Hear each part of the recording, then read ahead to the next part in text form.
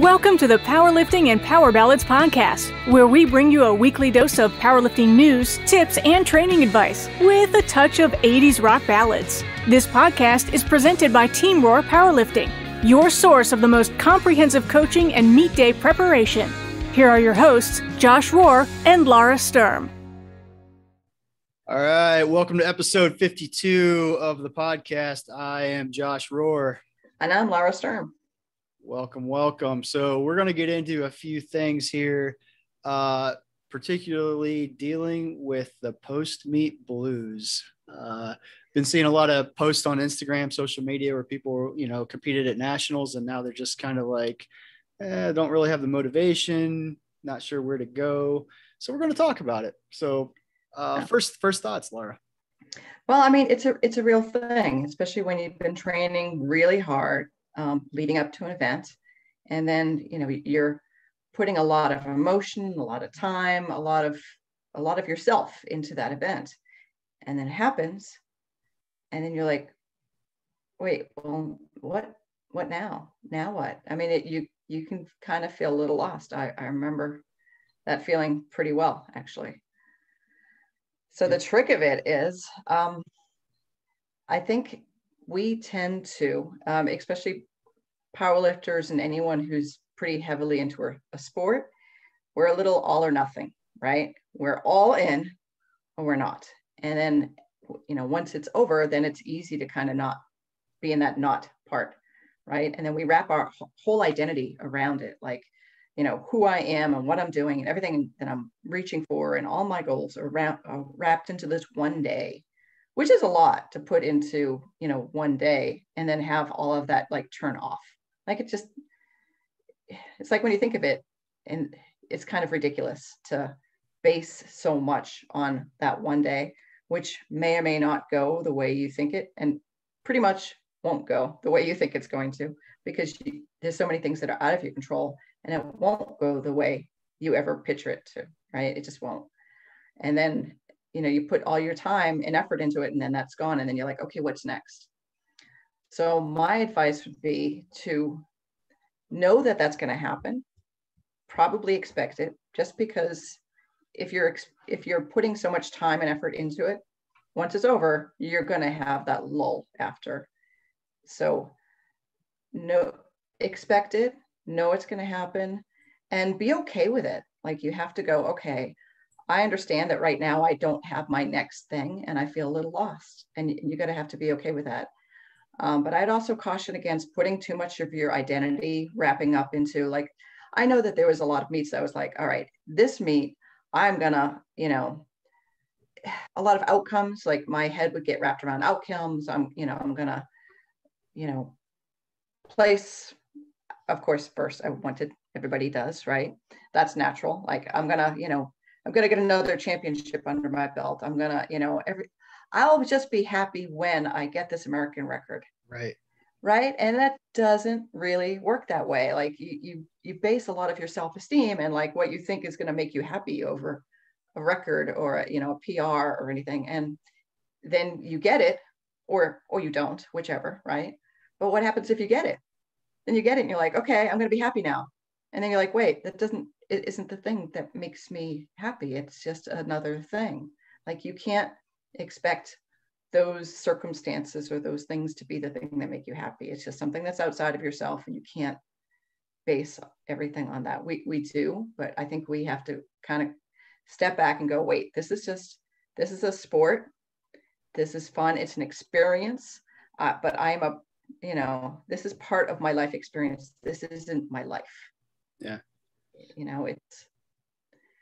We get to be a little all or nothing, and gets a little crazy. I mean, I definitely think you need to kind of look at the long view. Like, this one event is one of probably many events that you're doing. It's a lifespan of, being an athlete, and it's just more experience that you got under your belt. Every single meet is just more experience under your belt for you to keep going. And you have to kind of sit back and go, wait, why am I doing this? Am I doing this because I enjoy the sport? Or am I doing this because I've just got momentum behind me and I've been doing this and I don't know what else to do? Like, you have to sit back and go, wait, why am I doing this? is longevity. It's, you know, for health, for fun, for the people that you're with. You know, you got to kind of look back at, wait, why am I in the sport in the first place? Yeah. And That'd be my advice. Yeah. And I think, you know, I mean, it's easy to say, like, being process oriented, like enjoying the training and focusing on that. But, you know, I get it. Like, you know, like when I was competing, um, you know, at an actual high level, I was very much meet day oriented. Like my whole life revolved, like for 6 months leading up, was all about all my decisions were based on that meet day. And, you know, I look back and I'm like, man, that was a pretty rough way to look at life. Like there's a lot of things that I probably would do differently, I think. But, you know, it did. As soon as the meet was over, then, you know, a couple times the meet went great. I won, broke American records, and I'm like upset because I'm like, all right, I have nothing to base my life around now, essentially. Mm-hmm. And then on the flip side, you know, the meet goes terribly. I mean, I bombed out one time, and it's just like, you know, I spent my whole, you know, lead up life all the way built around this to have this happen. Like, what am I doing with my life? You know? So it's like, yeah, you're damned if you do, damned if you don't, kind of, when you're only looking at the meet result. So yeah, I don't know. I think, you know, I think finding your, you know, like you said, the long-term goals of progressing over time is one of them, but also just really enjoying the process. Like, you know, and I think, you know, what I've been seeing a lot of the,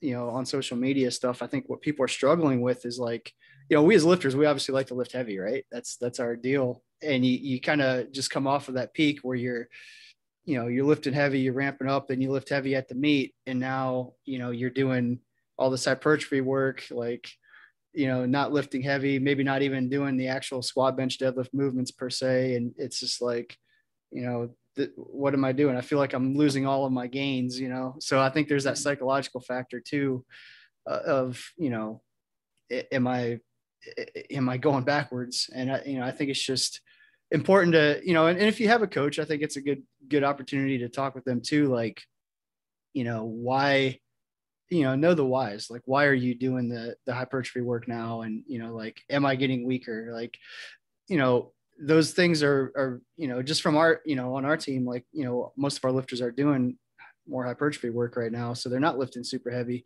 but we're building that base to be able to pull from later on. And, you know, in the short term, just looking at the, you know, still looking at like the meets, like, you know, I just did the meet and that's still the only thing I can look past. So I'm actually looking backwards right now. Like, why am I doing this? Like, I'm supposed to be, you know, strong right now.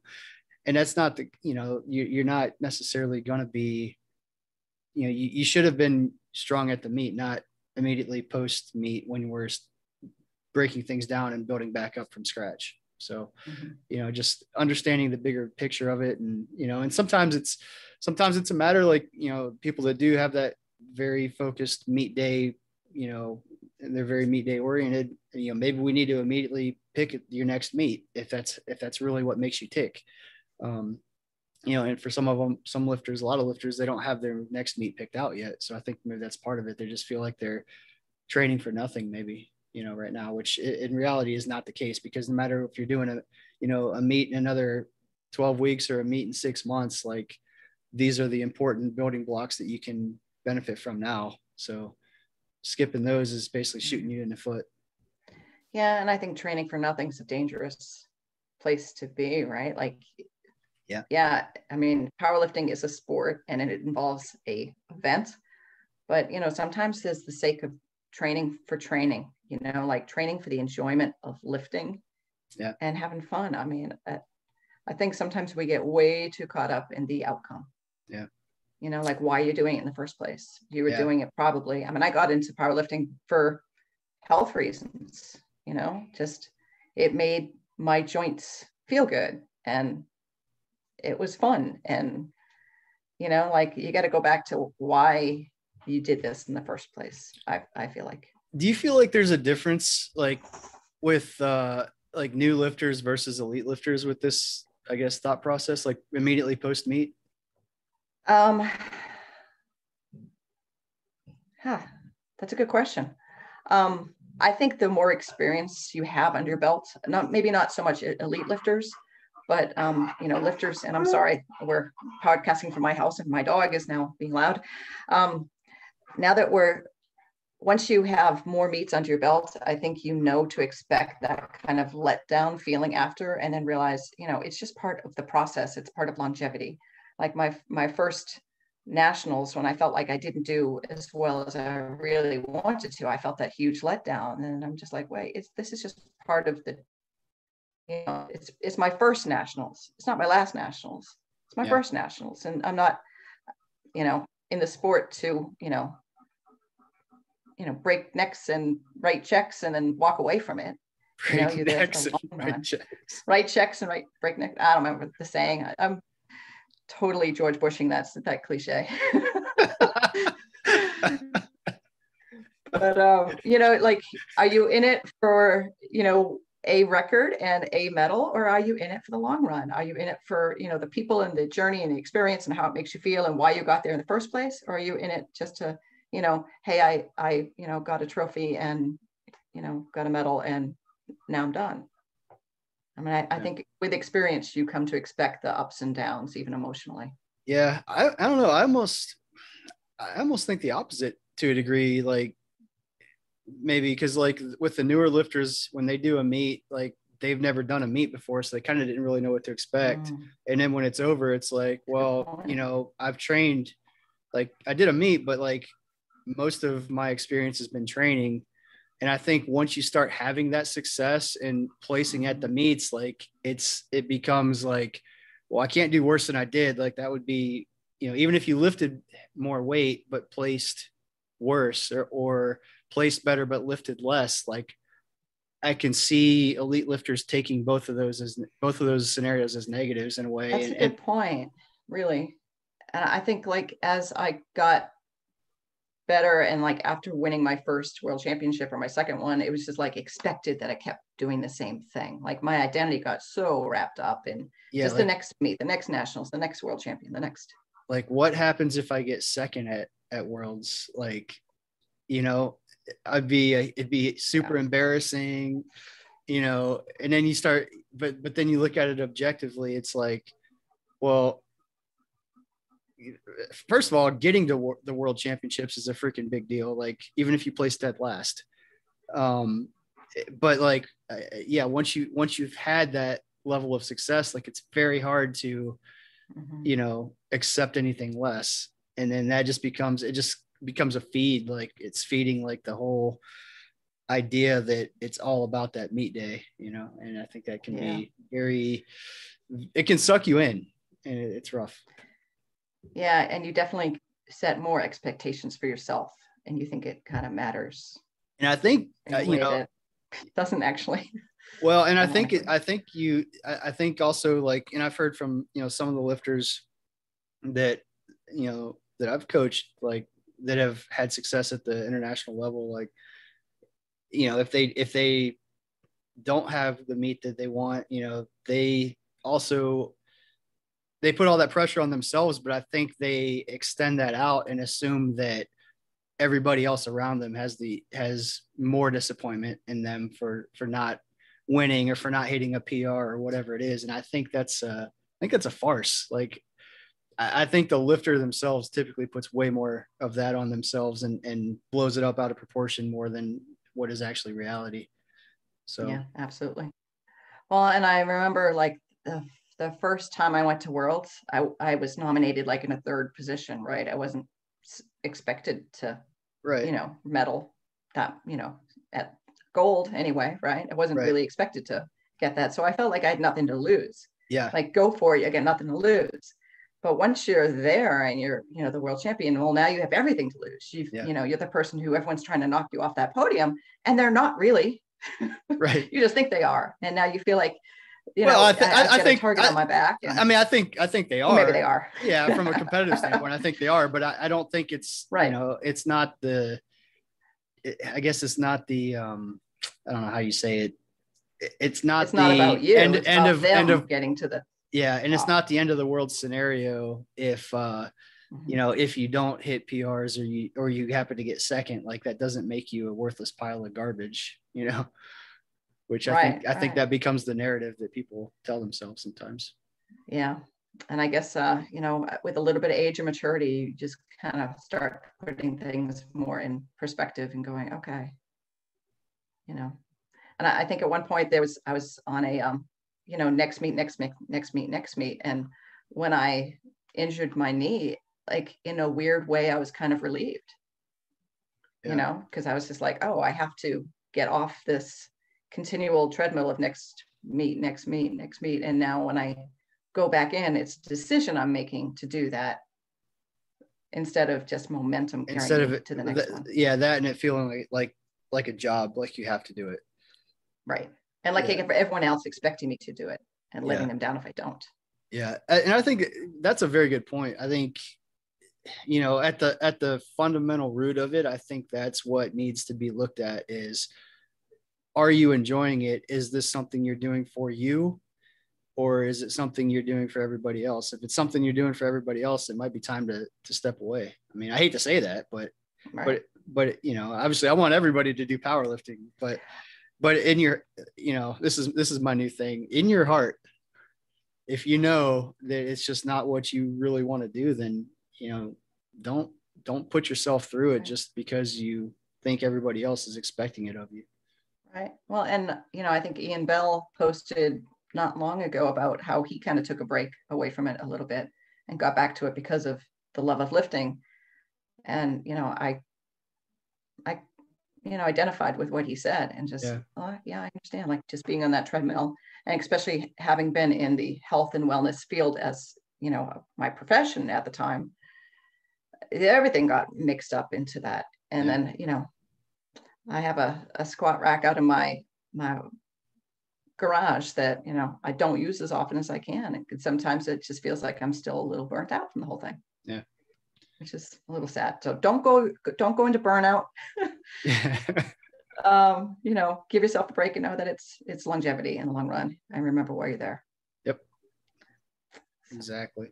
Cool. Yep. Well, hopefully that helps with anybody that's kind of going through that. Like, just know that, you know, it's not just you that experiences that. It's a lot of people, but, you know, at the heart of it, get back to why you're doing it in the first place and have fun with it. Yeah. And I'm sure there's a few people going through that right now. Yeah, for sure. After nationals, especially with the limbo of worlds, like not knowing if you know, if there's going to be worlds and stuff like that too. It's kind of like you're training for it, but you don't really know. So like, you don't have a firm answer, like, yes, we're going to go. No, we're not going to go. Yeah, I can see. I mean, I think it's probably more difficult this year than it's been. Like at least last year, you know, there was no meets. Like we knew that we weren't going to worlds, or we knew there wasn't going to be a next meet for a while. So we could just focus on training and, you know, not worry about the what ifs, I guess. But now it's like things are in limbo. So, you know, I don't know. I can see it being challenging. I just would encourage people just to remember, you know, why they started and, you know, enjoy the time in the gym. Yep, absolutely. I agree. And train as if you're going to worlds anyway. Yeah, for sure. Right. All right. We're going to move on to our powerlifting situation. Bum, bum, bum. So here's the situation. You're at a meet and you're warming up and sharing a rack with a few other lifters. Another lifter that's not been warming up on your rack comes over and unracks the weight that's loaded and does a few reps, stepping in front of another lifter that was about to take it. So you don't say anything. And about 5 minutes later, they come back and do it again, not acknowledging anyone else using the platform. They're listening to music really loud on their earphones. They keep singing loud and kind of ignoring everyone else and not contributing to any spotting or loading. And yeah, I've seen it. So how do you handle this situation? Yeah, it's super annoying. I think though, at the end of the day, like I get where lifters are coming from in the sense that they're trying to be in their own world. The problem I have is if it starts affecting other lifters. So, you know, the jumping in front of another lifter, that rubs me the wrong way. whether they realized they did it or not. However, making a scene and making a big deal out of it, I think for example, they jumped in at the weight that was already loaded right in front of another lifter. It probably took them, 20 seconds to do all those reps. So did it really affect warming up? Probably not. Now, if they just walk up, throw a couple plates on or take a couple plates off, jump in front of another lifter, then we're going to have an issue. So I think it was very limited disruption, I guess, by doing it. It was kind of,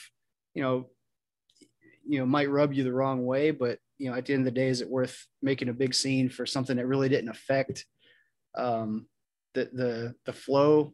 Probably not. But I've also seen coaches like lose their shit over it. So, and just be like, hey, if you're going to be here, like, be able to hear what's going on and know there's an order, help contribute to loading the weights. And I do think everybody should. If you're warming up, you should be contributing.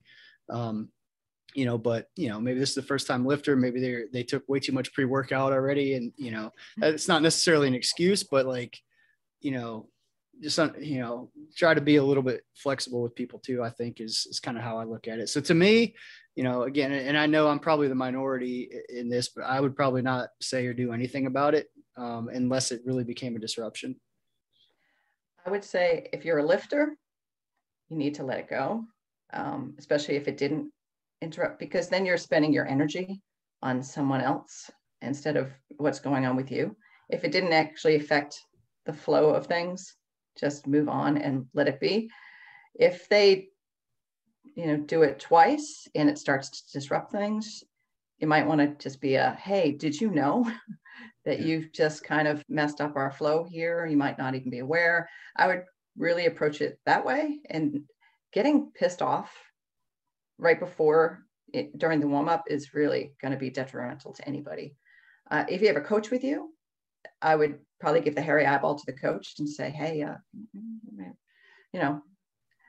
more than likely the coach would have noticed that was happening too. And more than likely, if it happens more than once, the coach is going to say something too. Because like, don't be an asshole. That's just like a pretty good rule. Don't be an asshole. Yeah, it's a pretty simple rule too. Well, it goes with everything. I'm pretty sure. In theory, it's a simple rule. It seems less common than it could be, and I think this is a rare situation. I guess I don't want it to be I don't want everybody listening to think that this is just how it always is. I mean, this is just a kind of a one-off scenario that I've witnessed before. But yeah, I think, to your point, like, if I'm a lifter warming up, like, I'm going to just try to tune that out as best I can. If I'm a coach with another lifter, if that lifter that's interrupting or jumping in has a coach, I probably talk to the coach. I try not to directly talk with lifters or I guess intervene with lifters that are not ones I'm directly coaching, because, as a lifter, I like to be in my own world, and I don't like people talking to me unless they're my people, so I get that aspect too. But if it becomes a problem and there's nobody else to talk to but that individual lifter, then I think you have to. But based on what's written here, I don't know that that's enough that I would actually say or do anything unless it really starts messing up the flow or interfering with the other lifter's ability to warm up. Right. Yeah, and you don't see it very often. It's more at like big meets like nationals or states or regionals. Yeah. So that's good. I mean, most people in the powerlifting community are really, they understand, and they're going to be understanding of other lifters and what everyone else is going through. Yeah. There's not that many, but there is a few. There's a few. There's always a few. And I guess that's one thing too. Like, part of it is, if the lifters that are warming up there all start getting visibly irritated and agitated, well, okay, now we probably need to say something because it's actually affecting people. Excuse me. But, if everybody's just like, oh, whatever, I'm still getting my warm-ups in, who cares what they're doing, then it's not really a problem. So kind of just reading the situation a little bit too, I think. Absolutely. All right. New lifter tip. So just know that it's common for new lifters to complete a lift and then assume it was good. You know, if it felt good to them, they racked it the right way and all that stuff. They're like, hey, I made the squat, cool. And then they go up for the second attempt and maybe didn't look at the lights and maybe didn't realize that their lift was turned down because of some kind of infraction that they didn't realize happened. So know that 2 or 3 white lights is good. 2 or 3 red lights is not a good lift. Make sure that when you complete a lift in a meet that you look at the lights and make sure that you know if they were good or bad. And sometimes it's also helpful to know, like, if you get a red light, what did you get red lighted on? Yeah. Because you want to make sure, oh, did someone see me, go, downward motion on my way up? And I want to be cognizant of that. Or maybe I got my butt off the bench or didn't lock something out. I want to make sure that it doesn't happen again. Or depth. Right. Yeah. And I've seen, I guess, the point of this is like, if you miss your opener or you miss an attempt, like you are by rule allowed to go up. But I think the important part we're trying to get across here is that make an educated decision. So like I've seen new lifters where they do their first squat and they get red lighted for a command and they go up, 10 kilos for their second attempt and miss it. And then they, ask to go back down, but you can't go back down once you attempt the weight. So they miss it again on their third and they bombed out thinking that they got their first squat just because they never looked at the lights. So I think it's, and that doesn't happen all the time, but it does happen. And I just think it's important, is being a new lifter tip, like just if you're a new lifter, like make sure you do pay attention to the referee lights because you do, just because you think it's good, there are rules that you have to follow in terms of, meeting performance standards. So just be aware of that, and 9 times out of 10, you're probably going to have a good lift if you think it was a good lift, but on that one-off chance it's not, like don't put yourself in a bad situation by going up under the false pretense that you were successful on your previous attempt. Right. It'd be a bad day. Yeah.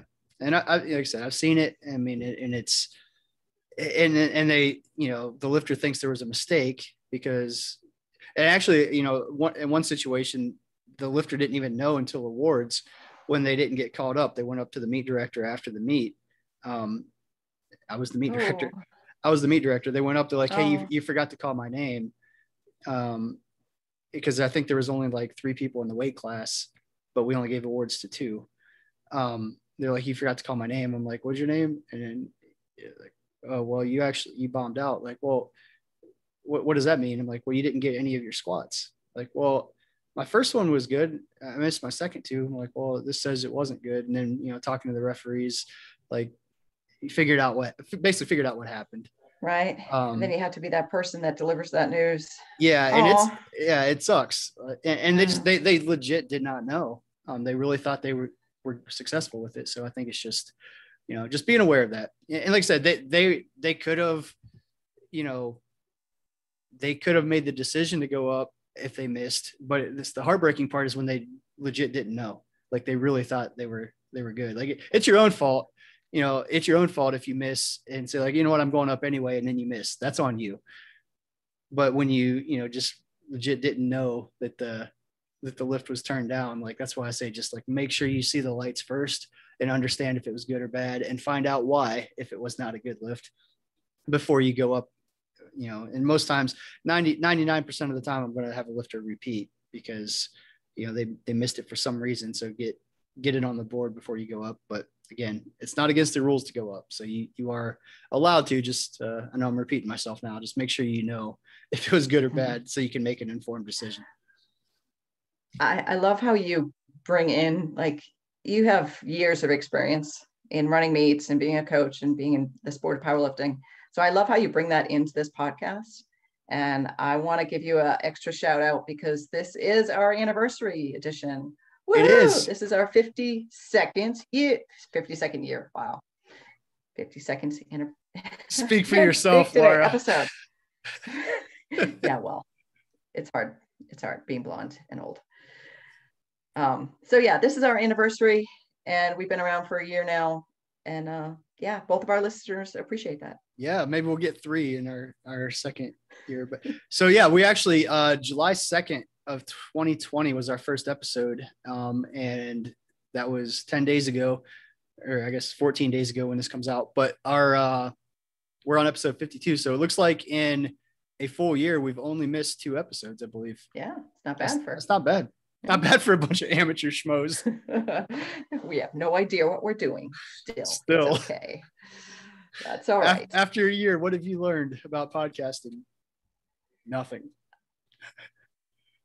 I try to have a better internet connection, but then it doesn't work half the time. So yeah, there you go.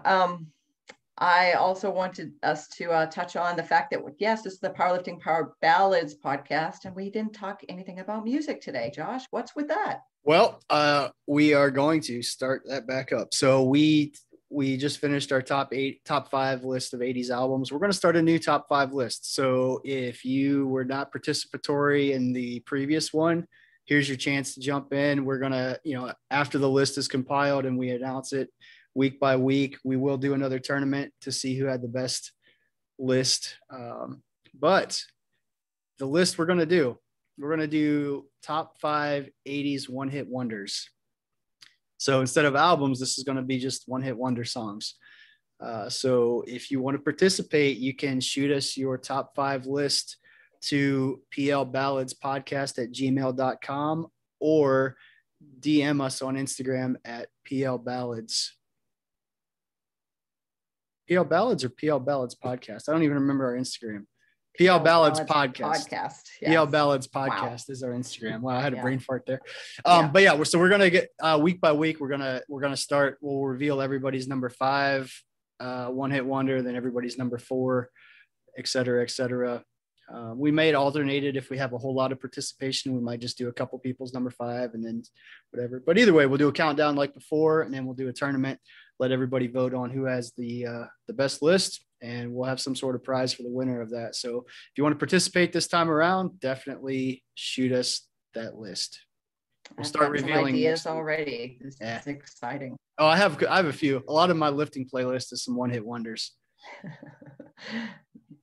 That explains so much. Yeah. All right. So definitely shoot us an email or reach out to us, DM with your list. You have homework, go forth and go do your homework. One-hit wonders. And we'll say the sooner you send it to us, the better, because we want to start revealing them next week. But if you get them to us, in 2 or 3 weeks, when we're revealing number 3, we can always just jump in and start revealing your number 3, get you caught up. And then when we do the votes, your whole list will be visible. So fun stuff. All right. I think that does it for us this week. Tune in next week and we'll have another episode. Wow. That was anticlimactic. Yeah, it really was. All right, guys. Thanks for listening. Don't forget, follow us on Instagram at PL Ballads Podcast and shoot those lists over on email. Talk to you guys later. Peace. Bye now. Thank you so much for listening. If you enjoyed today's episode of the Powerlifting and Power Ballads podcast, please remember to subscribe and share it with your friends.